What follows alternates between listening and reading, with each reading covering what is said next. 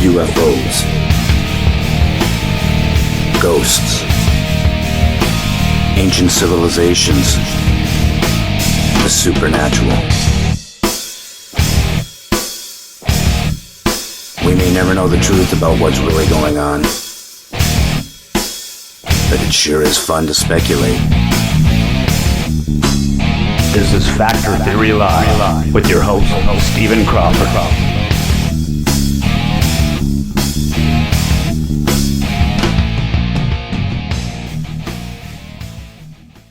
Welcome to Factor Theory Live. It is Sunday, January 10th, 10:02 p.m.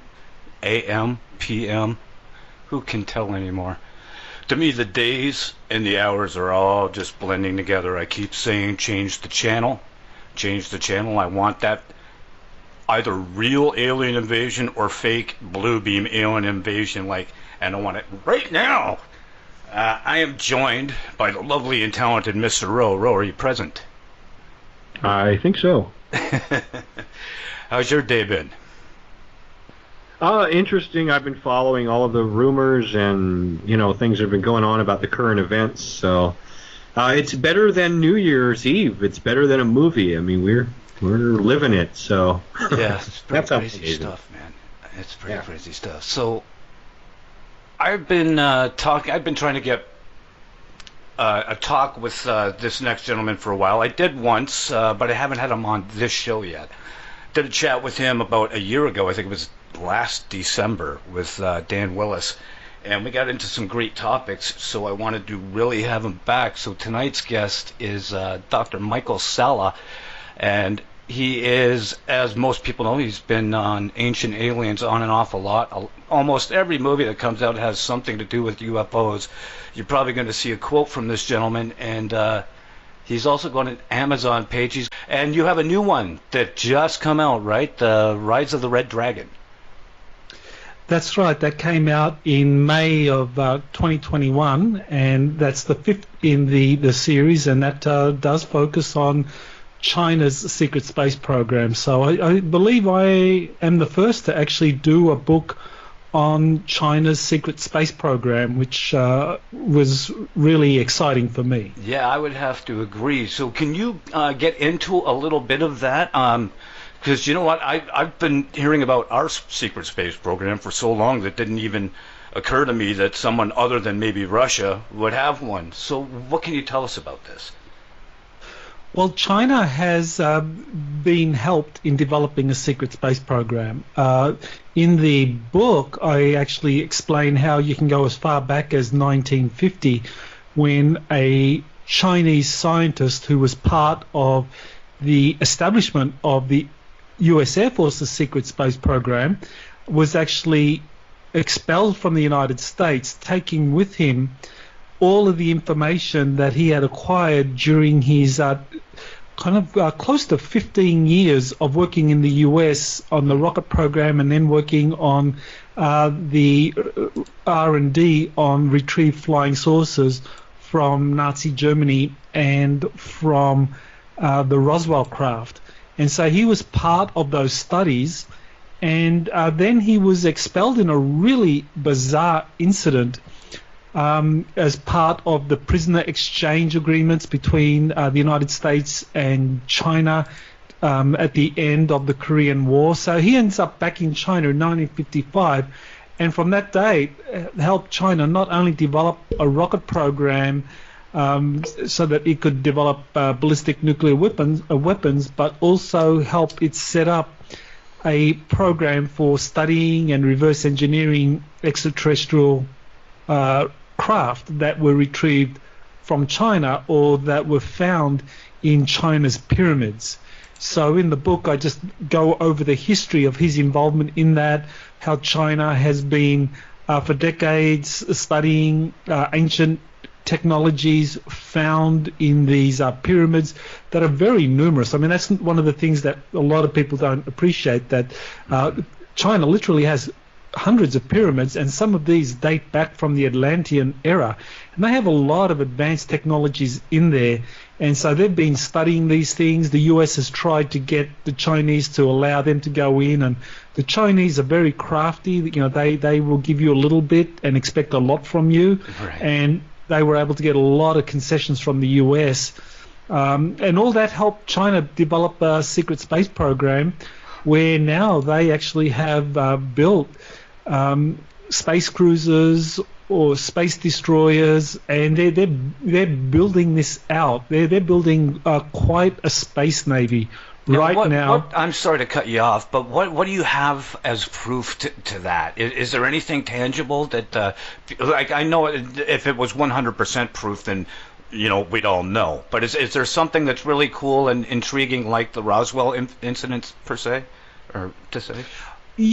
Well, there is. There is a lot of data that has come forward. For example, Boyd Bushman, who was a former chief scientist for Lockheed Martin's Skunk Works, says that he and many other scientists were very upset that Chinese scientists were allowed to Area 51 to study the UFOs that were there and the reverse engineering program.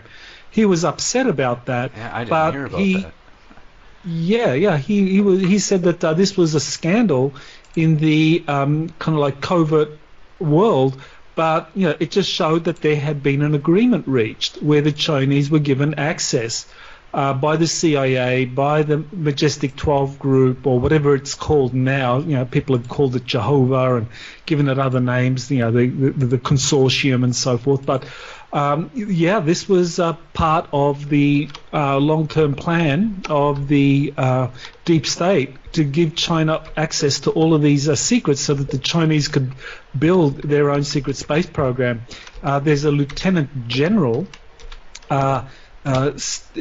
Stephen Quast, who came forward and actually said that China is building a space navy with destroyers, with cruisers, and that if the US doesn't watch out, it's going to be obliterated by this secret Chinese space navy. Okay, now why do you think it's a navy? Why is it the Navy and not the Space Force?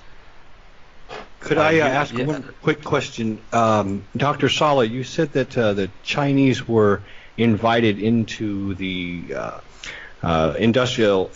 defense industrial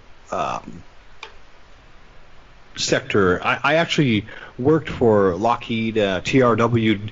Do you have a time frame when that occurred? I believe it occurred sometime during the Reagan administration. That seems to be when a lot of the kind of research was going on. Certainly the Reagan, the Bush administration, but we do know, it's a matter of historical record, that Ronald Reagan really opened the doors to China in getting access to high-tech technologies and secret information, blueprints and so forth, that the US government at the time, as a matter of their policy, were deliberately helping China develop advanced technologies because they wanted to have China side with the US in the fight against the Soviet Union. Now, of course, all that was well and good up until 1989, 1990, when the Soviet Union and the Warsaw Pact collapsed. And then when that ended, of course, the US, they were patting themselves on the back.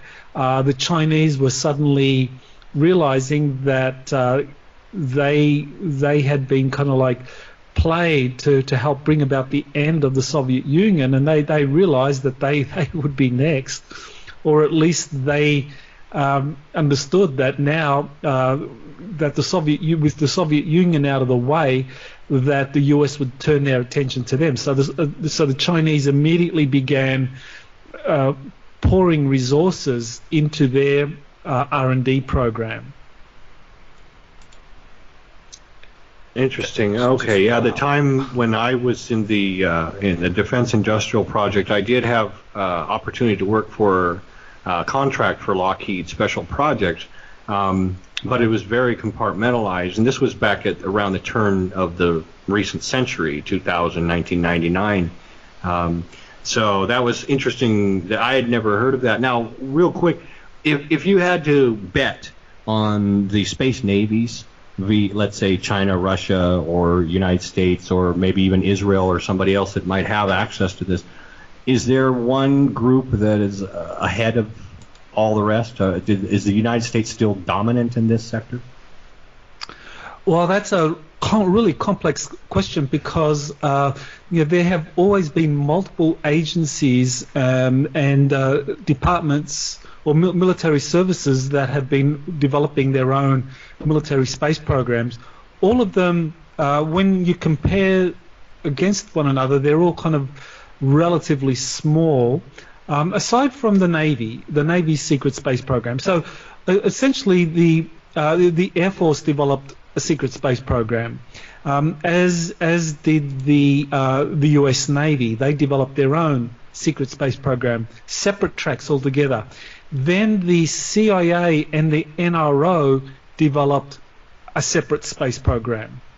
Yes. And then you have the corporations that kind of loosely collaborated with one another in developing a transnational corporation, a transnational space program. So, that would have involved Lockheed, Boeing, Northrop Grumman, working alongside, say, BAE from Britain, other space European consortiums and so forth to put together a secret space program themselves. So Yes. all of those would be relatively small, but for China, I mean, they were just building a program under the PLA, which would be quite large, especially now, given that they've got a very large economy and they've been concentrating on developing their space program, because that's where the US Achilles heel is, according to Chinese military strategists. Okay, thank you for that. Yeah, I know that I spent time at TRW Space and Defense. We did work very compartmentalized for National Reconnaissance, or NRO, satellites, and we'd contract out to, say, Boeing or Lockheed they would create, let's say, the propulsion system, and EG&G, Redicon might make the optics, and so everybody would have their own piece of a particular program, and nobody would know any other pieces. But you mentioned the Chinese would be one big, massive program under the PLA, so I could see certain advantages and disadvantages of doing it in both ways. Well, that's right, and the consequence, of course, is that because in the US it was so compartmentalized and distributed amongst different programs, military services, it meant that the relative budgets of each one wouldn't be all that great. There would be a lot of overlap. But for the Chinese, because they were latecomers, and because they're concentrating on building it all under the one kind of aerospace service under the control of the PLA, they could build something very large. And China had a specific goal, which was building a sufficiently sized space program that they could knock out America's GPS system. I mean, that was the goal, because China understands that space is the strategic high ground, that a military conflict with the United States was inevitable, because they understood that one day, whether it would be Hong Kong, whether it would be Taiwan, and it looks like it's going to be Taiwan, actually, because right now, as we speak, Secretary Mike Pompeo has actually said that the US is giving or has recognized Taiwan as a fully sovereign state, and is exchanging high-level officials. So, right there, you can, it might get really hot very quickly between the US and China. So the Chinese understood this, and so they were putting all their resources into this, what they call an assassin's mace strategy, which is an asymmetric military strategy where if you're militarily inferior to your opponent, who across the spectrum has many more resources and is much more powerful than you, but you identify their Achilles heel and you put all your resources into that, so that when push came to shove, you would be able to kind of like undermine your opponent. So the Chinese call that assassin's mace. In the Western tradition, we think of like, David and Goliath, and so it's the kind of the similar principle. So China has been preparing for that for a long time. Now the question is though, are they ready? I think that they were hoping that things would kind of drag out to say the 2030s before they would feel confident to be able to kind of pull off a space Pearl Harbor. So right now, because of Donald Trump, you are fake news. Everything's been moved forward a lot, and the Chinese, I don't think they're ready yet to come to blows with the U.S. military. So, this is why I think Trump and Pompeo, which are basically now escalating things over Taiwan. Okay, thank you for that. Yeah, one last comment is, I know that when I worked in the sector, at least in space, the USA dominated everything up in orbit, everything in space. We have hunter-killer satellites, we have clone satellites, we have the technology that just was light years ahead of anything else. I don't know what kind of advances the other opponents have made, in the couple of decades since I've been in the sector, because I've been out for quite a while. But thank you very much for your comments. Yeah, well, I heard, and a number of researchers have identified the same thing, that the Chinese have been very skilled in industrial espionage, in hacking, cyber warfare, and they've been able to get the blueprints to virtually all of the technologies developed in a lot of the military programs in the United States, and build these secretly, which has been a really big problem.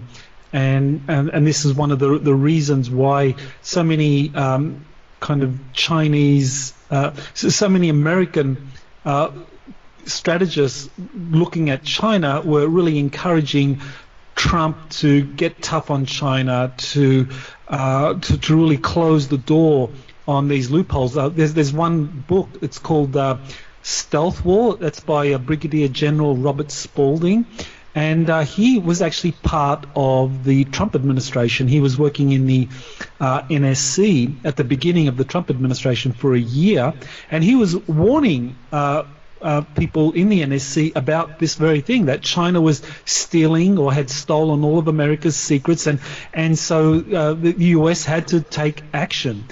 But he was actually shut down by deep state figures that didn't want Trump to take action. I think this is part of the long-term plan. They want to kind of whether set China up for the big fail, or whether to set the United States up for a catastrophic collapse. They didn't want Trump to hear about this, so they arranged for Spalding to be removed from the NSC, and so he left and then wrote his book Stealth War, explaining this process. So China's space program is predicated on a lot of stolen technologies and blueprints from many corporations that were involved in these compartmentalized programs, building out the various spacecraft and anti-satellite weapons systems that the US has deployed in space.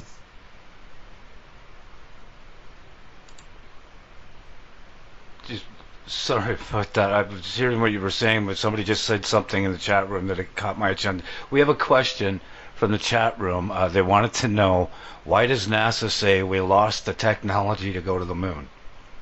What do you think that is, Michael? Well, that's an interesting statement. I mean, we have to pass through that exactly. What are they talking about? I mean, are they? It was Don Pettit, and he had said, actually, you know what? I can play the clip right now. That would be better for me to do, so you can see exactly what I'm doing. Let me get this up here. heck is it?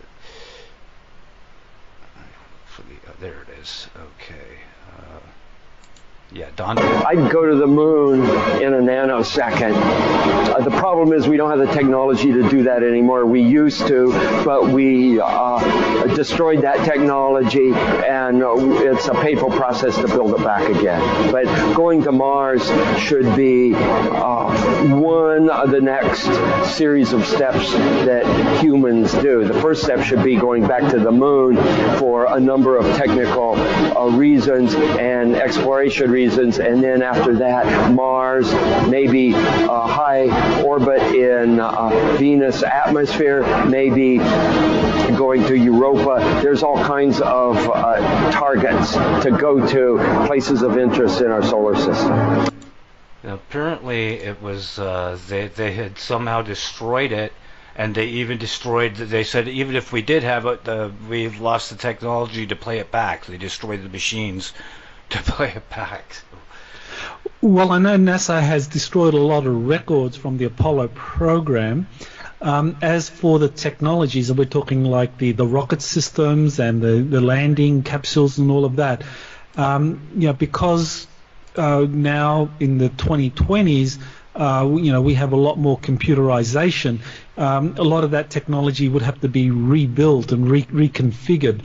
And yeah, it's true that they were having a lot of trouble doing that, which is kind of really puzzling, because I mean, if they were able to build the Saturn V rockets using 1960s technologies, you think that in the 2010s, when they were starting working on the Constellation rocket that would take Americans to the moon again, that it would be a lot easier. But they were having enormous problems with the Constellation rockets, and budget overruns and all sorts of issues. So it does seem that even reinventing the wheel, even rebuilding a kind of suitable replacement to the Saturn V was proving to be a big hurdle, and in fact I think the Saturn V rocket could deliver a payload of like 150 metric tons, whereas the Constellation was less than that. I think it was only about 110 metric tons, and so it is. So yeah, there's some truth to that. That there's somehow the know-how, the knowledge, actually we've gone backwards. Actually, yeah. Well, on officially and on record, yes, we've gone backwards. But like you say, we know we may not be able to go look. There's that spaceship, but we know that there is some sort of secret space force going on, and it's probably more than just the one country. It's more than just America. It's just a matter of are they in on it together, or are they now fighting too up there? As far as I'm concerned, and I'm really the fact that it's navies. It's irking me. I can't get over it. You would think it would have to do with Air Force or something, as opposed to Navy, because isn't space a vacuum? So what would the Navy have to do with space? Well, I think that was a term that was used by Lieutenant General Stephen Quast when he was describing China's space navy. I mean, he was very explicit. He referred to it as a space navy, not a space force. And I think that has to do a lot with that space is a similar domain to oceans, where something can go wrong, and so you need to have a lot of support ships to help out. That it's not just a matter of like, the Air Force, you send up one bomber or one aircraft to go and perform a specific mission. That it's like if you want to perform a mission in space, it's like sending an aircraft battle group to do a set of missions or a particular mission, but you need to have different ships designed to do different things. One with the kind of attack aircraft, another one with the kind of communication systems, another one with the defense systems, and the other one with stealth, reconnaissance, all of that sort of thing. And so you need to have kind of like a battle group, as opposed to just like sending off a squadron of fighter planes or a squadron of bombers to perform a mission. That space requires something like what we witnessed the Navy deploying. So I think that may be why the term Navy is used, because space is considered to be a new medium that has many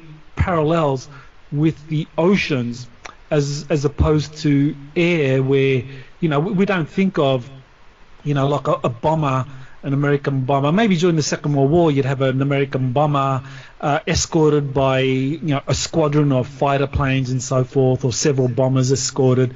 But certainly today, I think the Navy metaphor is probably more apt to the contingencies posed by space. Okay, that makes some sense to me too. But I've got a weird feeling that, and I've been saying that, I'll say this to everyone who will listen, but I think it's fluidic space. I think space we're being lied to about the nature of space. It's not a vacuum. There is some substance to it. Yes. And that's that, because we're a pressurized system, and a vacuum is an unpressurized system. They can't exist together. There would have to be some sort of dome, if you will. So to me, the only way it's not a dome, quote, flat Earth type thing, is if it's some sort of like fluidic space that melds with our atmosphere. I don't know where I'm getting this. I just feel it in my bones that we're going to find out that it's something like that. I'm not asking a question. I'm just making a statement of what I think it is. Yeah, I think you're absolutely right that space is not a vacuum, that it's just full of plasma, and Right. that as scientists understand the nature of space better, they understand not only does it have plasma flowing throughout it, you also have like currents flowing through it. Thank you. Birkeland Yes. currents Yes. flowing through our solar system and even throughout the galaxy. So in a way, you're quite right that space is like fluidic, with plasma and electromagnetic currents flowing throughout space and interstellar space and throughout the galaxy. Thank you. I needed to hear that from someone just so that I know, okay, you're not just crazy, it is feasible at least that it could be that, because it's just been irking me. Okay, now I didn't have, is there anything else you want to ask Michael, Ro? You've got more of the technical mind because you worked in the industry as well. So is there Yeah, anything no, else? I'm just listening. It's very fascinating. Actually, do you think that we haven't really heard, with we talk about exopolitics, with the actual interactions of non-terrestrial life, or not? I should say non-humanoid or non-human. Do you have any opinion as to if there is some sort of overseeing, not only for the United States government, but for global governments, and is there more than one non-human player involved? I mean, it would certainly appear that there are some sort of factions in competition. Do you think that this interprets to factions of non-humans that are, in the shadows, that are pulling some of the strings? Right, good question. Yes, that's a constant in the exopolitics literature, with different witnesses and contactees and those that have had some kind of interaction or worked in programs, that there are multiple extraterrestrial civilizations visiting us, that some of them are actually interacting with humanity. Either they've infiltrated and are walking amongst us, or that they have reached agreements, secret agreements. So yes, there are multiple factions. There are different agendas going on. I think that the control group, whatever Majestic 12 is called now, that it has reached agreements with certain groups, certain extraterrestrial groups, that involve technology exchange for, say, biological and other Earth resources that whatever the extraterrestrials desire, whether it's kind of like genetic material or whether it's Earth resources, that they are getting that in exchange for providing technological know-how to the governments. And that kind of like raises the question, well, just how extensive are these agreements? I think that they are quite extensive, and it was very interesting. Just about a month ago now, there was the former head of Israel's space agency that ran their spy satellite program, Professor Haim Eshed.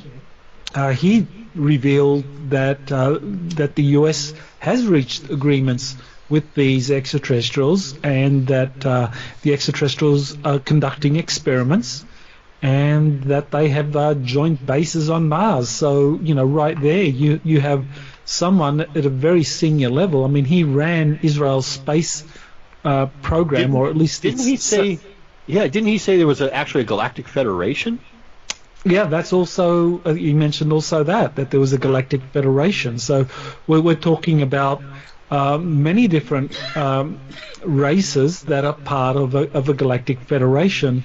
And so that tells us that, we're talking both about kind of individual extraterrestrial races that might come here and might make agreements with different countries. And then we're talking about a kind of like a higher body, a galactic federation, which is kind of like setting the rules for the interaction. Kind of like, think of Africa in the 18th century, where you had the different colonial powers. You had Britain, you had Portugal, you had Spain, you had France, all competing for one another for establishing colonies in the Americas or in Africa. And so, each one could strike up a deal with a particular country or a king or a tribe or whatever, but the relations between the different colonial powers was governed by, say, a kind of like European Congress. I think the Congress of Europe, for example, I think after the Napoleonic Wars, they had this loose association. So I think it's a similar thing with the Galactic Federation. You've got that kind of overarching body that makes sure that the different extraterrestrial civilizations don't get into hot war with one another. That kind of sets the rules, but each race interacts with us. So, some races might make agreements with, say, the US government, others with the Russian government, others with the Chinese, and so forth. Yeah, I have actually noticed when little bits and pieces of video gets leaked out or sneaked out. I wouldn't say leaked out. Somebody gets lucky with a cell phone camera or whatnot, and especially in South America, where there seems to be a hotbed of activity. But I've noticed regionally, you'll have similar types of phenomenon, but they're different in different regions, which would be a signature of different entities doing these things. So if you see something in Brazil, it may be different from phenomena that you're going to see, in Albania or Russia or the United States or Puerto Rico. So that does make sense. Yeah, and I think going back to what we were earlier discussing about China, I think the Chinese have also reached agreements with one or more extraterrestrial races, and that they're getting help as well. Now, for people listening, if you want a good idea of what we were talking about for that Galactic Federation thing, there's this movie that really blew my socks off, and I think it may be very close to what is going on. It's called Jupiter Ascending. Mila Kunis is in it.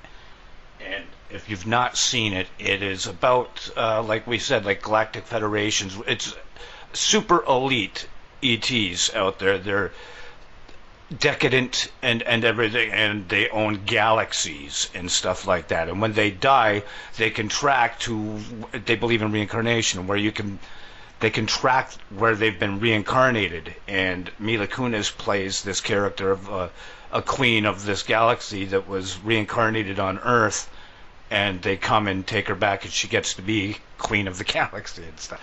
I really think there is something, a hierarchy type thing like that going on.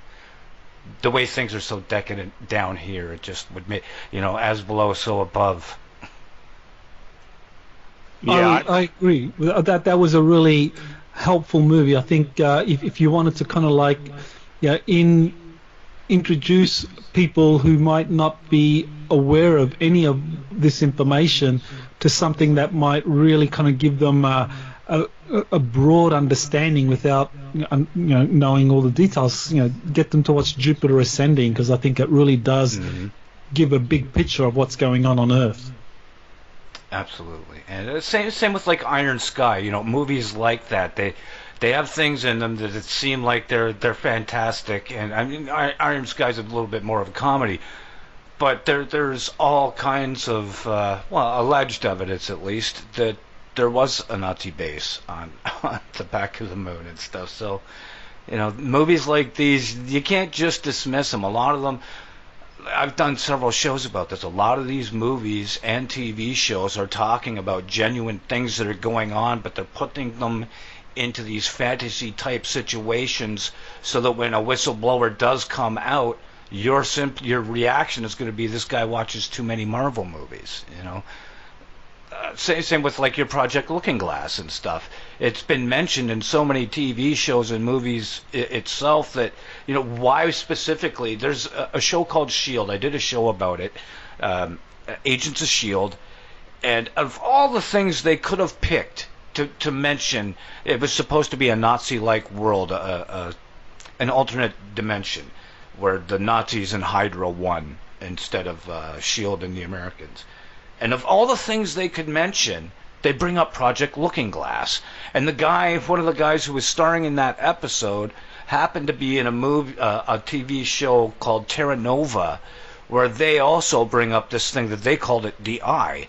But it was like a Project Looking Glass. You could see anywhere on Earth at any time in the past, present, and future type thing. So it just made, they're telling us the things that to me, they are out there. And one day somebody will have access to this stuff. It's just a matter of how much will it cost for the common person like us to be able to have access. Yeah, that's going to be a really big question, is to when they start releasing this stuff. Are they going to release technologies that can only be built by major aerospace companies like Lockheed, Northrop Grumman, or will it enable kind of like guys to just go to the local hardware store and get off-the-shelf material to build their own craft, kind of like the way Otis Carter did it in the 60s. About this last time, yeah, and I think it was you that brought up Otis T. Carr. Could you tell people about Otis? Sure, yeah. Otis Carr was a protege of Nikola Tesla, and Otis was given the information for how to build a flying saucer craft by Tesla. And so in the late 50s, Otis Carr began to actually build one of these craft, and he applied for a patent. He got it. Yeah, I think he actually was granted the patent. The patent.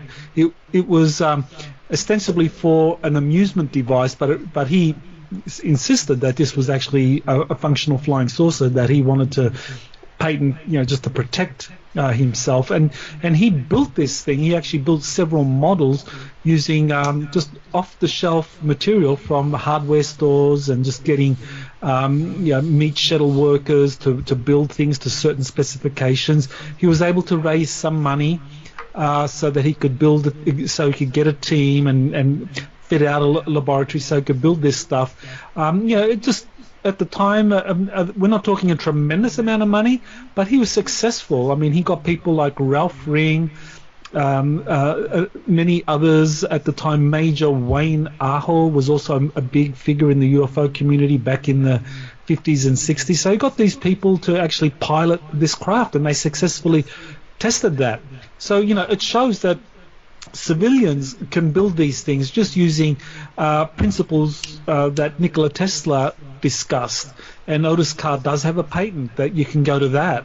So yeah, it's definitely something that anyone can do. Now, whether or not that is something that's going to be allowed, or whether for national security reasons they're going to... Invention Secrecy Act, 1951, yeah. Right. Shortly, it was probably around the time Otis was screwing with things. They're like, hey, people can they can go to the hardware store and build themselves a propulsion unit. We got to put this kibosh on that. Yeah, well, isn't it the same thing happening now with the major media and the big tech industries, trying to shut down the alternative free thinking community, saying, "Oh, the people can think for themselves. We've got to shut that down." Yeah, it's mad. There was one. I can't remember who she was. She was on one of those talk shows, one of those snowflake shows, and she was going right on about, we can't just stop with Trump. We have to take down all the people, all his followers. Like, they were talking about wiping out Republicans altogether, politicians and citizens, because they could uprise and do this again. It's called democracy, is it not? Like, holy crap.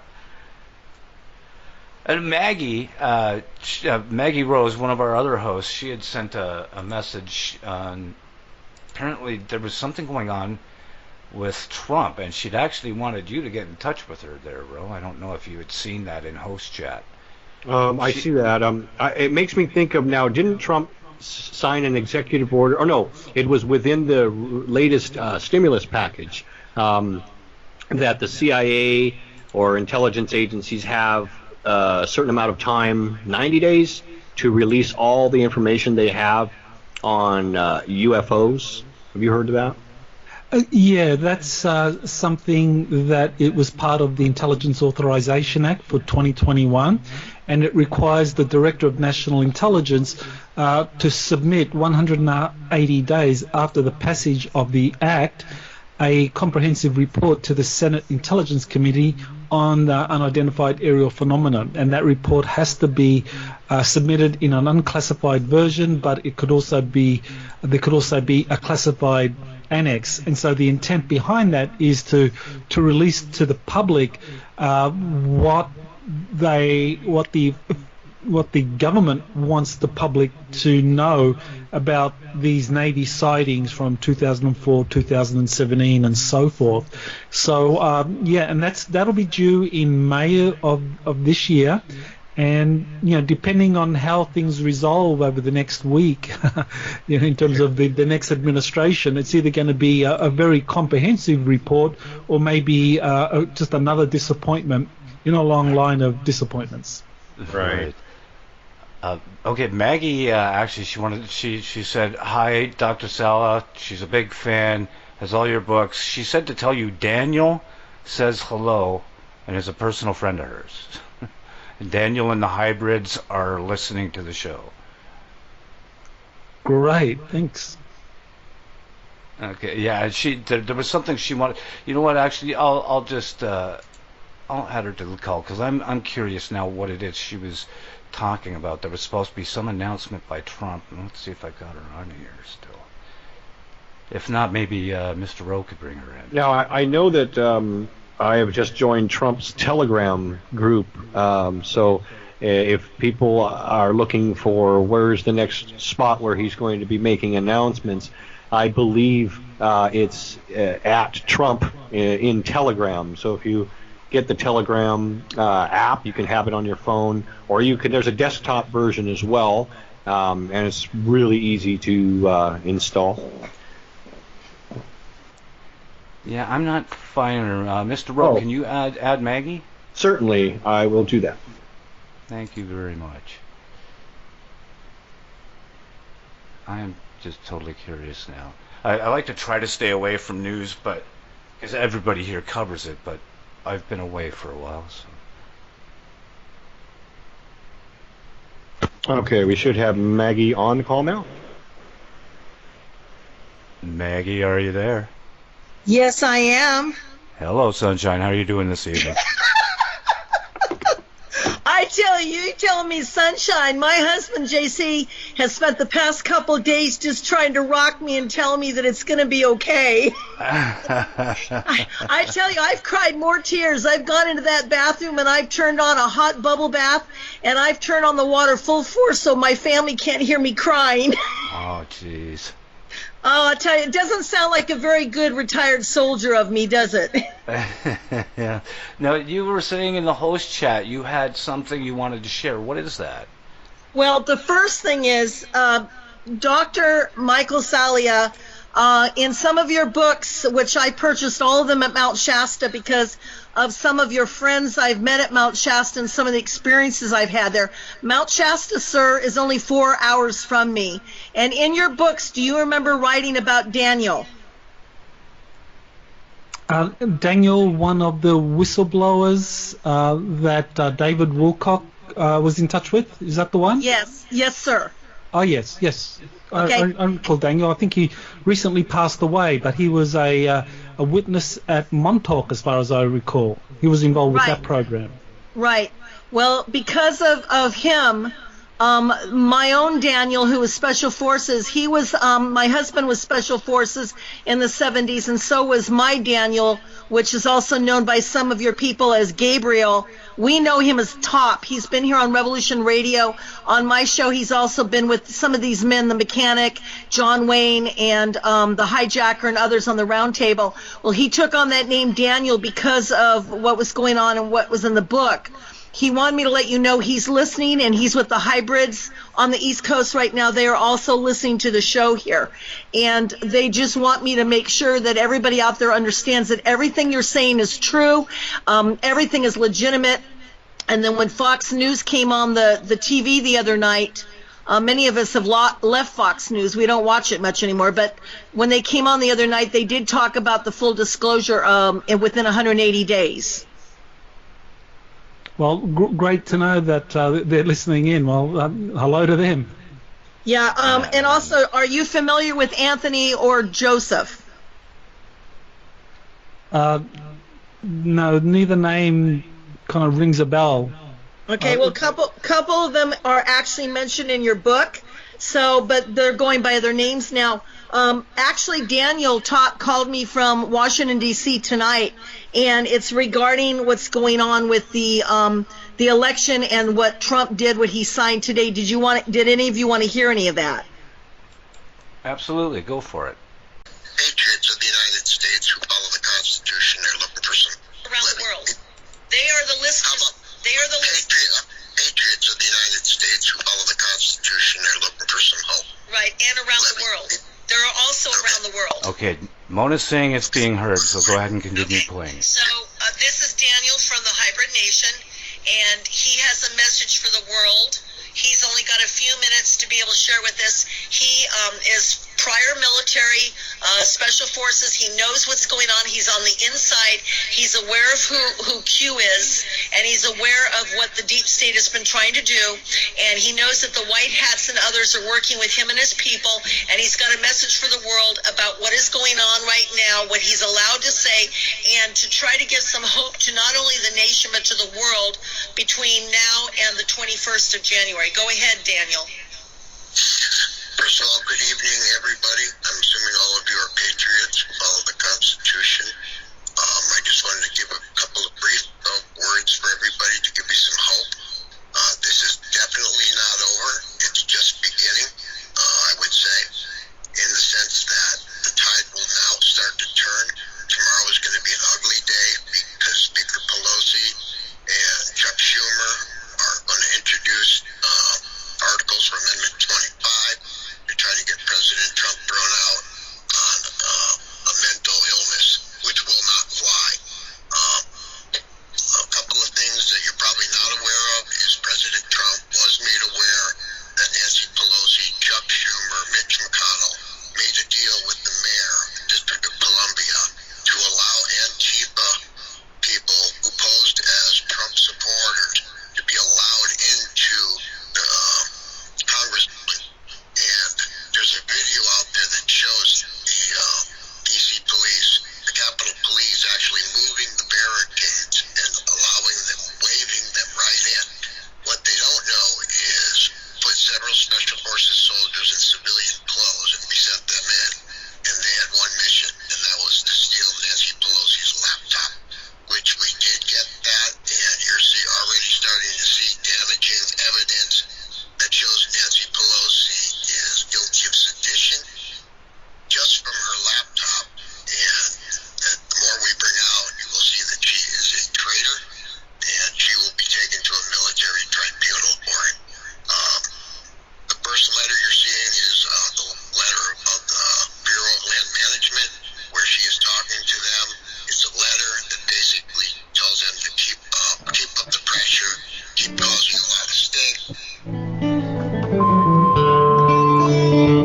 pause, Maggie, and we'll continue after the break.